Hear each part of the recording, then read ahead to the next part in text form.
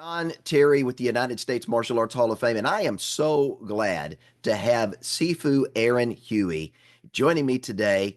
Aaron is going to be one of our guest instructors at the 26th Annual National Training Camp. Many of you guys know him from him joining us a couple of years ago when we were in Texas, and he brought the mat chat, and we had an opportunity to get some incredible interviews with some amazing martial artists that were part of that weekend event. We were so excited to hear that he's going to come back and be a part of what we're doing this year at a bigger and better way, and we're actually going to get him on the floor instead of hiding out in the back of the room, where you're going to get an opportunity to learn something new.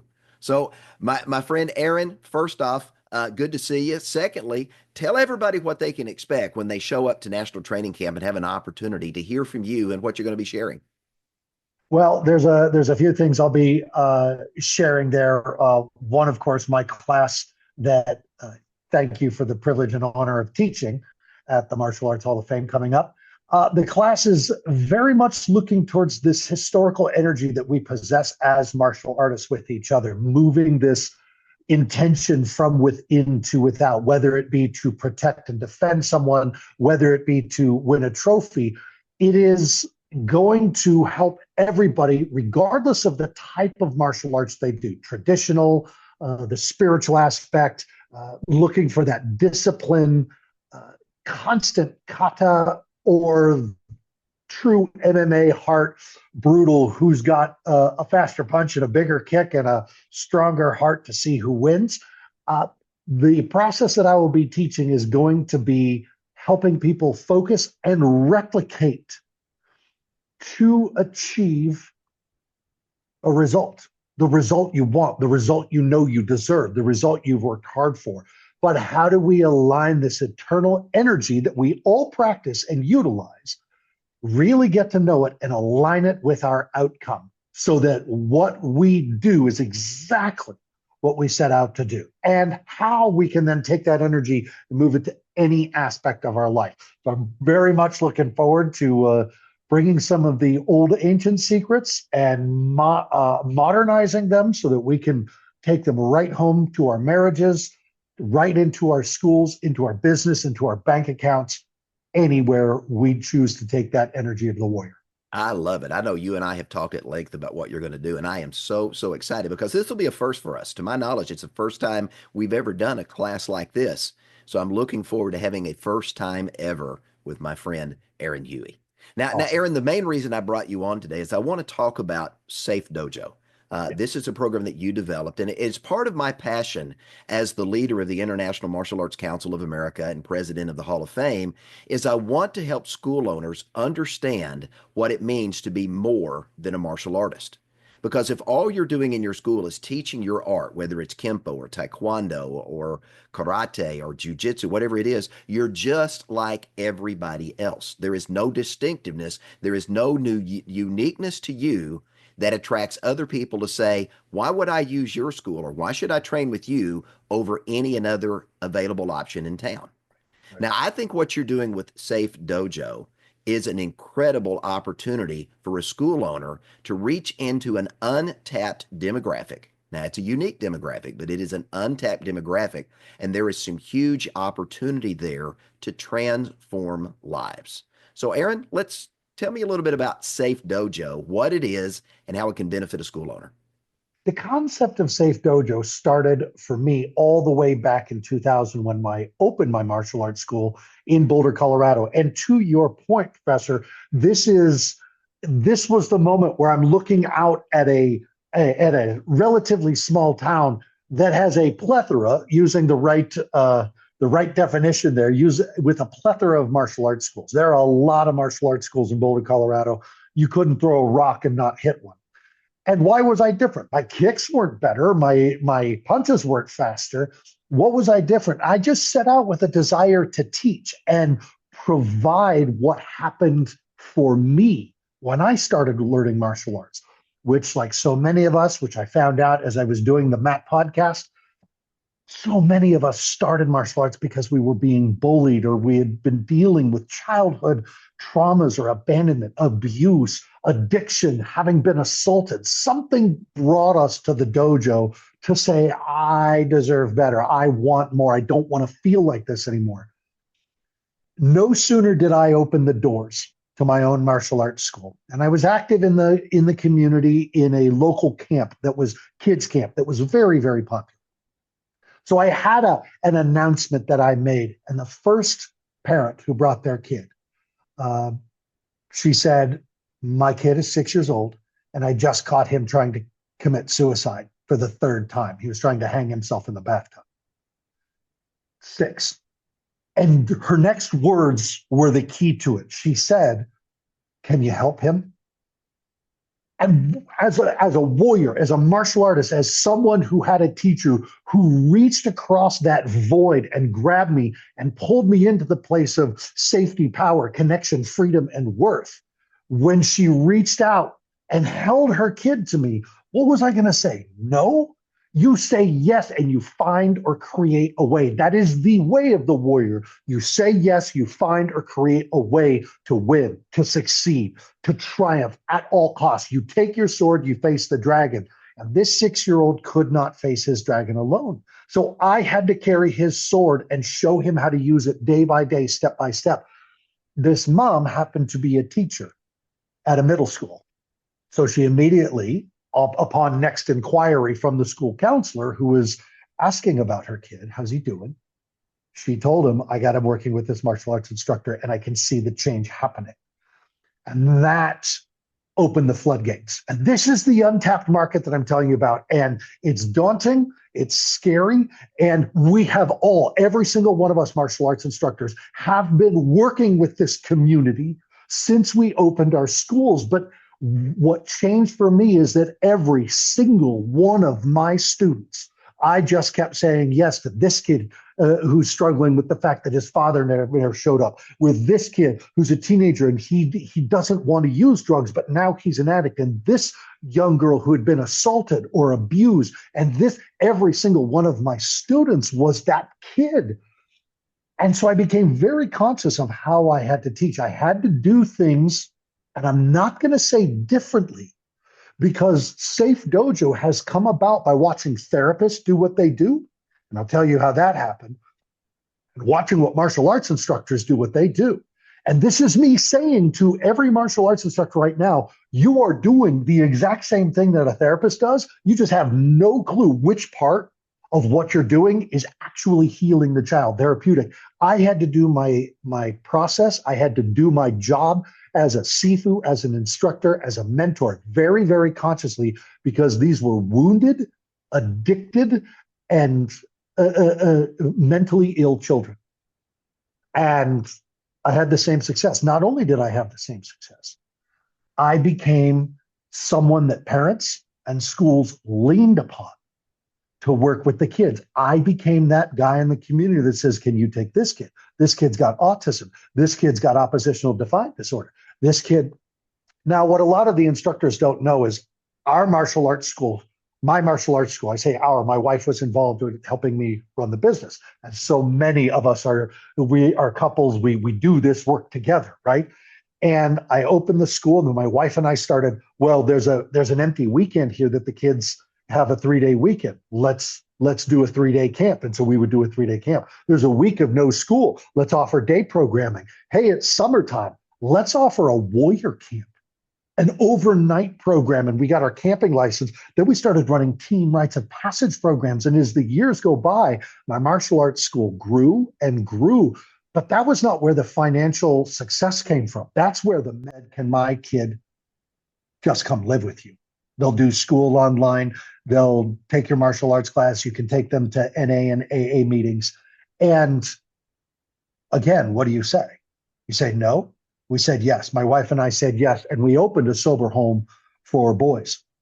And 2 years later, we started working with health insurance. And then we opened a residential treatment center, a co-ed residential treatment center.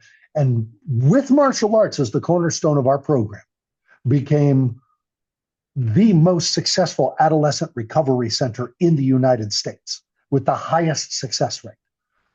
This was because we employ that warrior philosophy, you find or create a way. We closed in 2022 due to the fires. But Dr. Terry, something that I'm not sure I told you since the last time we talked, we are opening back up as an adult, a young men's. Okay. young men's sober home again for adult men. And yes, martial arts will be part of the programming. I have had over 30 therapists work for me in the last 15 years. What I see a therapist do, what I understand about therapy, being a family crisis consultant now, because that is what I do now, is work with families who are in deep, deep crisis.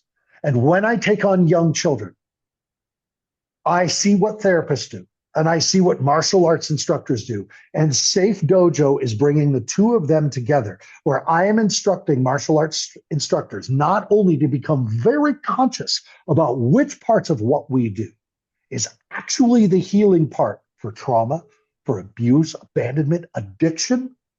We are healing with the way of the warrior, with this path of martial arts, the katas, the role playing, the free sparring, the controlled sword work, all of it. But I teach them why this works. I teach them how this works. I teach them when to employ certain aspects of it.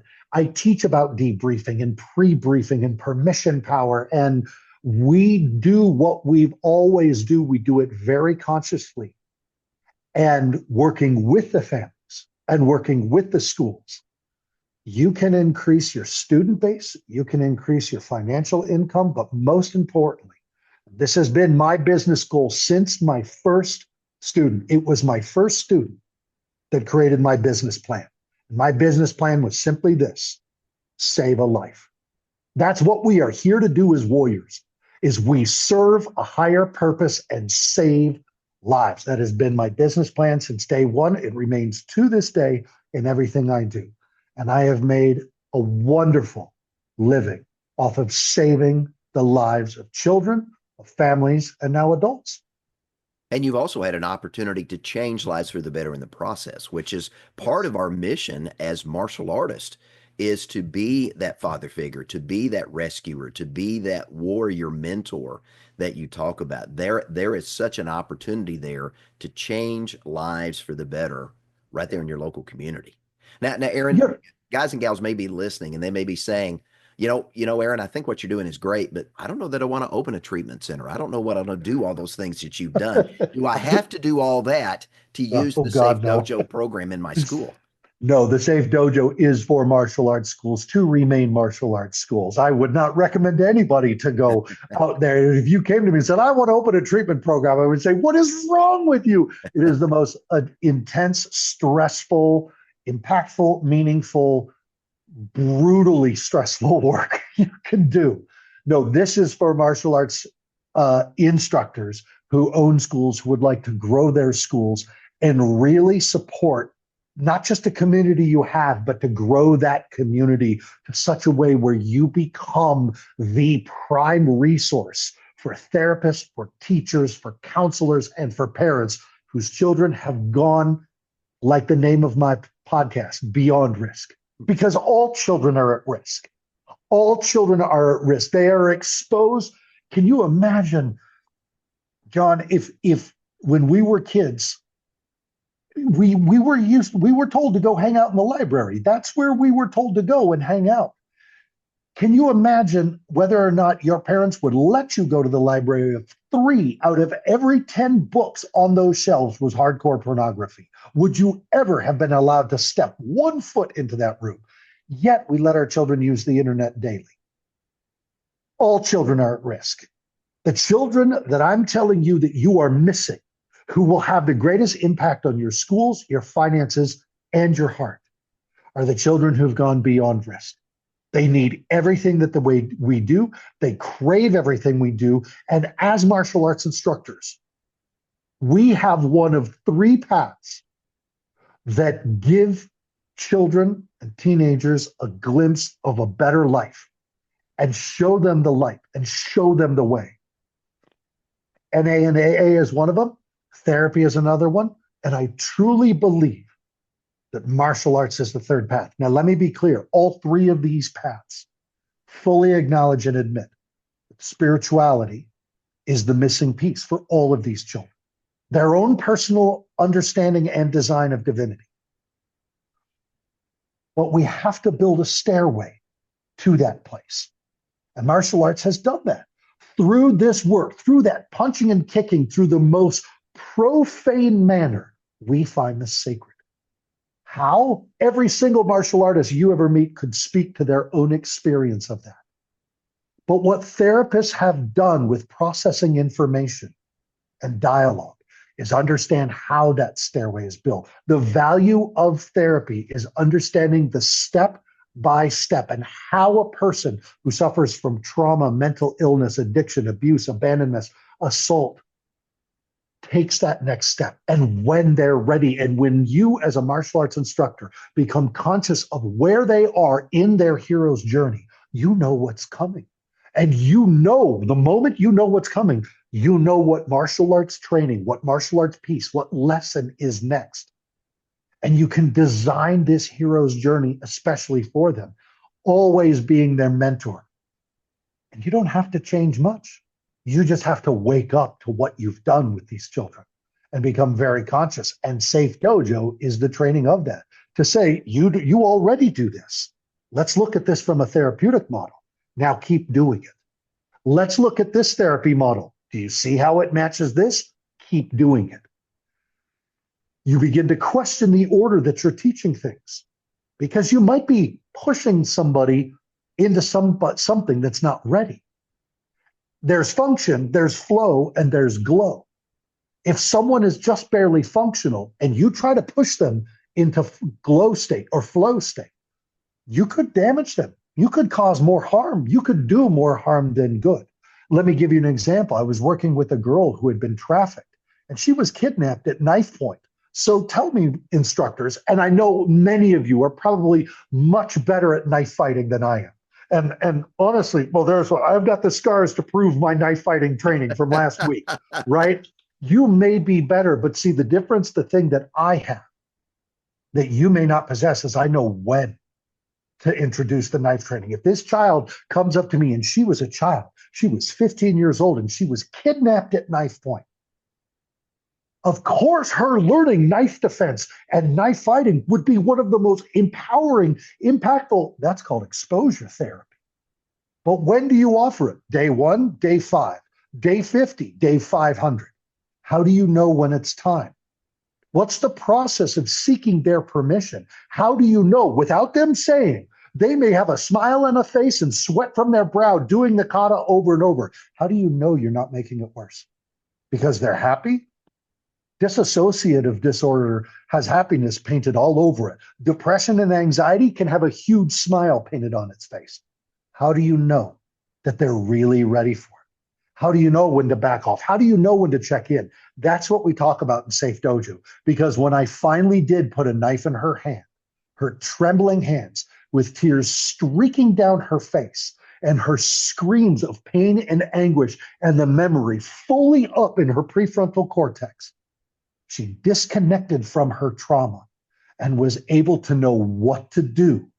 God forbid anyone ever pulled a knife on her ever again. But how did I know how to do that? That's what we teach. That's fantastic.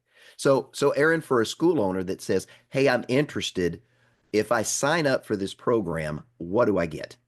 Yeah. What's in Safe Dojo? First of all, there is a massive training course. This is film footage after film footage. This is interviews with children, interviews with therapists and teachers, interviews with you, doctor, who's one of the experts. There are many experts that I have brought in to talk about this. And step by step, we go through topic by topic to introduce you to the concept.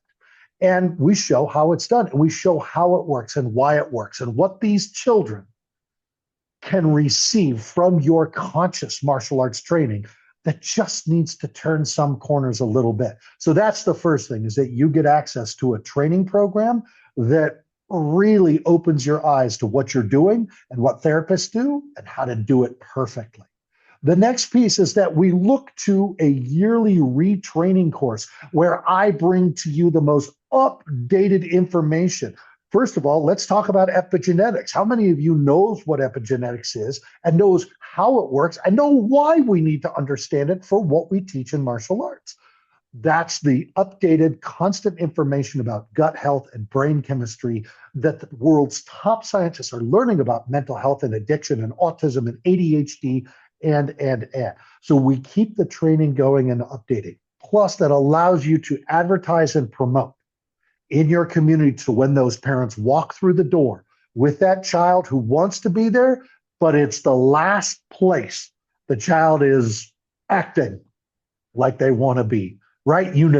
How do you know how to sell a child what they want, but give a child what they need? How do you know how to do that with the parents? We go through the business skills required to work with these children because their type of parents need a different kind of communication. How many times has a parent come to you as a martial arts instructor and said, can you talk to my kid about fill in the blank? Maybe the kid has been bullied, or maybe the kid's doing a little bit of bullying. Maybe the kid's relationship with a primary caregiver parent is not so good or completely absent. When do you have that talk? How do you have that talk? How do you sit down with the child? And how many of you have already been asked to do it? I imagine we all have, because that's a part of who we are. We are the mentors for these children in the community. So we're not just going to talk about the tools, tricks, tactics, and techniques, but we're going to talk about the business skills and the business acumen and what a counselor needs to hear from you, what a therapist needs, the words they need to hear coming out of your mouth so they know, okay, this teacher knows what they're talking about. But then how do we debrief with the parents? What's confidential and what's not? Do you know when to call Child Protective Services? So we're going to give you the information that truly allows you to not only protect this child and train this child and to be this child's warrior until they can become their own, but know how to keep your business, your liability, your connection to the parents, and your connection to the community professional, ethical, and the right way so that this child gets the same chance as any other child in this world. And I want to say, I'm a product of a martial arts instructor who saw what was happening and reached across that void and took me in and changed my life in one class. And you'll hear about it because that is literally what I talk about in the very first video of the training series, is what Pappy, Richard Pappenfuss, did for me at 12 years old when I was in 7th grade. And it changed my life forever. Awesome. So, Aaron, if school owners want to learn more about the program, they want to connect with you and say, Aaron, I want to check this out. I want to become a Safe Dojo school in my community. What's the best way to get a hold of you to do that? Let's start with personal connection so that we can make sure we are both in the right place. My email address is aaron@firemountainprograms.com. That's AARON, firemountainprograms.com. Email me. Let's set up a virtual coffee and get to know each other, because we both have an ethical responsibility to the children of this world to make sure we are the right people in the right place at the right time for the right kids. So let's start with personal connection. Absolutely. And ladies and gentlemen, let me also mention that before we start the National Training Camp on Thursday, July the 17th, the night of July the 16th, we're going to be doing a business development workshop for martial arts school owners and instructors. Aaron will be there. So if you've got questions about Safe Dojo, Aaron will be there to answer those questions Wednesday night. And we're going to talk a little bit about that while he's there. And then he will be there all week. So you have an opportunity to visit. Aaron will have a booth available with information he'll have out that you guys will be able to utilize and learn more about the program. But I encourage you to reach out, have a conversation with Aaron. This is an undertapped market. Really, it's an untapped market. And if you think about one of the things that Aaron shared, that you have an opportunity to have parents, counselors, therapists, other people in the community that begin to champion your school, and individuals and families that never knew you existed, now you get introduced to them. And what an incredible way to grow your program. Aaron, any final comments as we get ready to wrap up? My final comment is, just before we got on, I confirmed my first meeting with a young 7-year-old boy who next week I will be going to his house. He has a 142 IQ and he's being violent in school. There's oppositional defiant disorder, diagnostics, and all this type of stuff. He is bullying his younger sister. When, as martial artists, when I tell you that on our first day of meeting, I am going to walk in with a bag full of throwing axes. Now, to a lot of parents, therapists, teachers, counselors, they would question the sanity. But I know to every martial artist that I am speaking to here, you understand what I'm doing. You understand why I'm introducing this child to the limits of their power, to the expression of their power. Because obviously, if they're bullying, they're terrified that they have them, obviously. But how do I know whether or not to put it in their hand? Do you remember that scene in Braveheart where young William Wallace takes the sword? He takes his dead father's sword off the father's body, and his uncle watches him for a minute and just lets him hold his father's sword. And then he reaches out and he grabs it, takes it away from him and says, first, learn how to use this. And he touches his head. And he says, then I'll show you how to use this. This is something that as warriors, we are inherently entrusted with by the universe, by God, by our martial arts instructors, to pass this lineage of knowing when to give the sword and when to take it away from this child. To take it away in the moment that their drive and desire to hold it yet again only comes through appeasing us in our way, this path of the warrior, where we have been entrusted with the lineage of when, why, how, where, and most importantly, who gets to hold the sword in this world. This process has brought me not only so much joy, but financial well-being as well. This child is going to finally get to embrace their power in a safe, amazing way, complete with the metaphor and the stories of our mythical heroes, Achilles, Cuchulainn from Celtic mythology, Beowulf, and to constantly introduce them to a lineage of warriors who abused their power and lived before them only at the end to be our greatest symbols of courage, of triumph.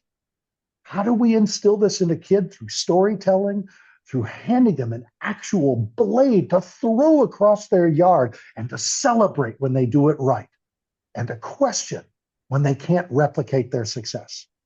This is the process of Safe Dojo. It's to take this heart of the warrior and turn it into that mind and that spirit of a healer, because that is ultimately our path as warriors. We all are walking towards the light to become healers. This is just knowing each step of the way.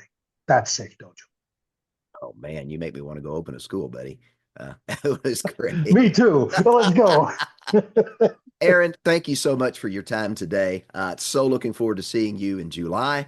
And if I get a chance between now and then, I may try to make a trip to Denver. And if so, maybe we get a chance to connect while I'm in the community. Outside of that, buddy, happy thank you to for your put you on. time. Looking forward to seeing you and so excited that you're a part of what we're doing to help our school owners become different. Find a passion and a cause that they care about and have an opportunity to embrace that as a part of their school.